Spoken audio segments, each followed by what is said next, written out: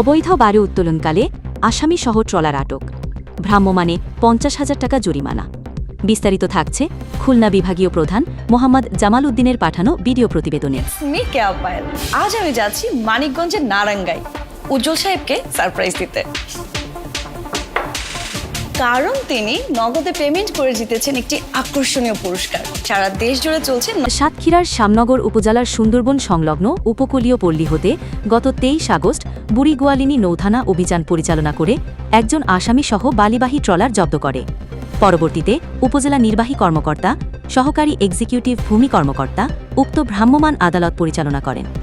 50,000 টাকা অর্থদণ্ড, অনাদায়ে 10 দিনের অতিরিক্ত কারাদণ্ড প্রদান করা হয়। তিনি বলেন, সেখান থেকে যিনি যারা গ্রহীতা বৈধভাবে তিনি বালু উত্তোলন করতে পারবে এবং বিধি মোতাবেক তিনি সেগুলো করতে পারবেন, বিক্রি করতে পারবেন সেগুলো।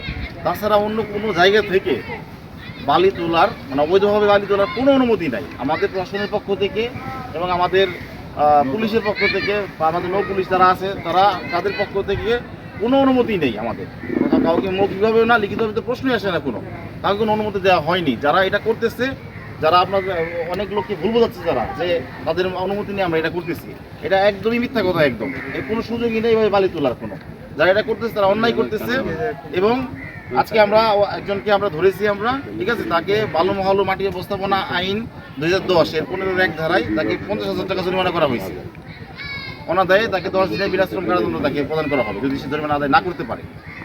ধন্যবাদ সবাইকে।